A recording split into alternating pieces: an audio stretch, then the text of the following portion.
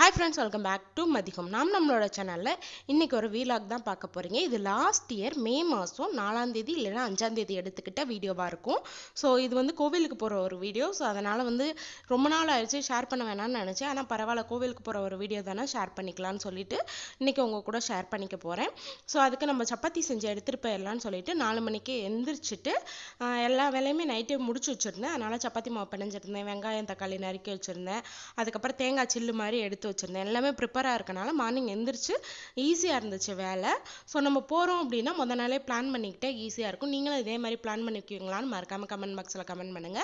So எந்திரிச்ச உடனே ஒரு வடைச்சட்டி வச்சுட்டு அதில் எண்ணெய் கடுகு கடலைப்பருப்பு உளுந்தம் பருப்பு போட்டு வெங்காயம் தக்காளி எல்லாம் தாளித்து விட்டுட்டு பச்சை பட்டாணி ஃப்ரெஷ் பட்டாணி உருளைக்கிழங்கு வேக வச்சதை மசிச்சு விட்டு இது கூட ஆட் பண்ணிவிட்டேன்.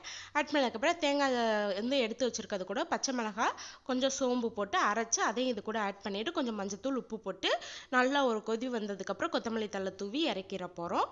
ஸோ இது வந்து ஒரு குருமா நல்லாயிருக்கும், டேஸ்ட்டாக இருக்கும், சப்பாத்திக்கு நல்லாயிருக்கும், பூரிக்கு தான் ரொம்ப காம்பினேஷனாக இருக்கும். ஆனால் வந்து லாங்காக போகிறோம், நம்ம தக்காளி எல்லாம் பண்ணுறதுக்கு அன்னைக்கு ஒரு ஐடியாவும் இல்லை. ஸோ சப்பாத்தி குருமா வச்சோம்னா எங்கள் வீட்டில் கொஞ்சம் நல்லா சாப்பிடுவாங்க தக்காளியை விட.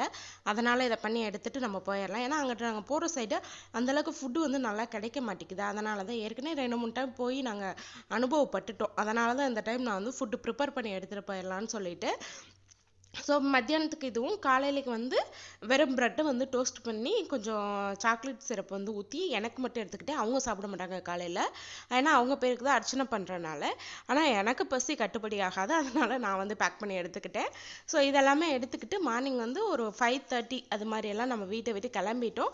ரெண்டையும் தனித்தனியாக டிஃபன் பாக்ஸில் போட்டு எடுத்துட்டோம். நம்ம எந்த கோவிலுக்கு போகிறோங்கிறத நான் வீடியோவில் சொல்கிறேன், நீங்கள் பார்த்துக்கோங்க. ஸோ மார்னிங் எந்திரிச்சிட்டு 2 வீலர்லேயே தான் ட்ராவல் பண்ண போகிறோம். நம்ம இருக்கிற இடத்துல இருந்து நாங்கள் போகிற கோவிலுக்கு வந்து 105 கிலோமீட்டர் கரெக்டாக.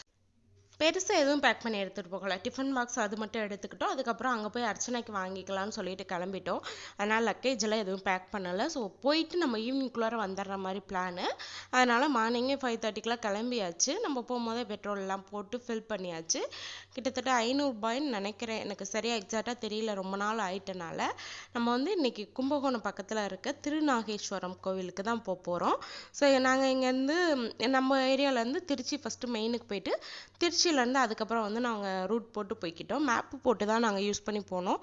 ஆனால் நிறைய டைம் அங்கிட்டு போயிருக்கோம், ஆனாலுமே நம்மளுக்கு வந்து மேப்பு போட்டால் கொஞ்சம் ஈஸியாக இருக்கும்னு சொல்லிட்டு மேப் யூஸ் பண்ணி தான் போனோம்.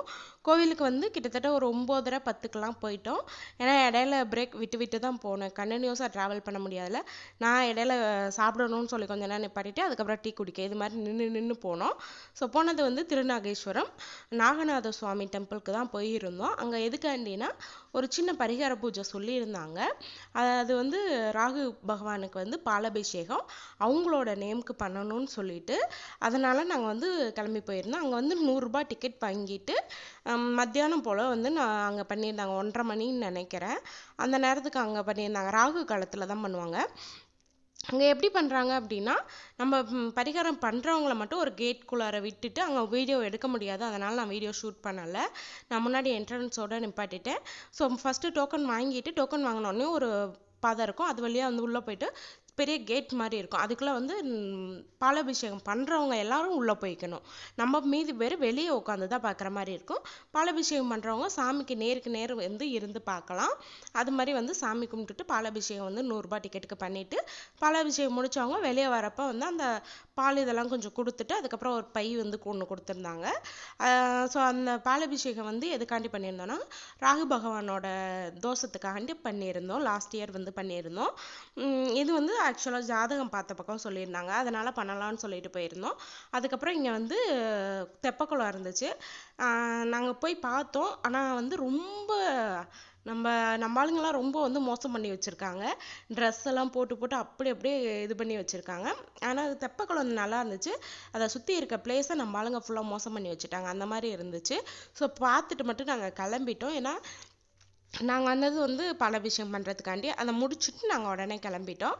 கிளம்பி வரப்போ வந்து சாப்பாடு சாப்பிட்டுட்டோம். ஏன்னா நம்ம வந்து அவங்க பேருக்கு பண்ணுறோம் அப்படிங்கும்போது நம்ம கொஞ்சம் விரதம் இருந்து தான் பண்ணணும்னு சொல்லிட்டு அவங்க ஒரு வந்து எல்லோ கலர் மஞ்சப்பை ஒன்று கொடுத்துருந்தாங்க. அந்த மஞ்சப்பையில் வந்து திருநீர் குங்குமம் கொஞ்சம் சாமி பூவெல்லாம் போட்டுட்டு பால்கோவா, அதாவது அங்கே பாலாபிஷேகம் பண்ணுற பாலில் இருந்து பால்கோவா ரெடி பண்ணி நம்மளுக்கு வந்து அதை ஒரு பேக்கெட்டில் ஃபில் பண்ணி கொடுக்குறாங்க. ஸோ இது வந்து ஒரு பிரசாதம் மாதிரி கொடுக்குறாங்க. இதில் வந்து ஃபோன் நம்பர் இருக்குது, உங்களுக்கு ஏதாவது டீட்டெயில் வேணும்னா கேட்டு தெரிஞ்சுக்கோங்க. நீங்கள் போகிற கிழமையோட ராகு காலத்தில் தான் பண்ணுவாங்க. ஸோ அதுக்கேற்ற மாதிரி நீங்கள் பிளான் பண்ணி போய்க்கோங்க. டிக்கெட் வந்து 100 ரூபாய். ஸோ அதை நீங்கள் பிளான் பண்ணி போய்க்கோங்க. இந்த வீடியோ உங்களுக்கு பிடிச்சிருந்துச்சுன்னா மறக்காமல் லைக் பண்ணி நம்ம சேனலுக்கு சப்ஸ்கிரைப் பண்ணிக்கோங்க. பாய், தேங்க்யூ.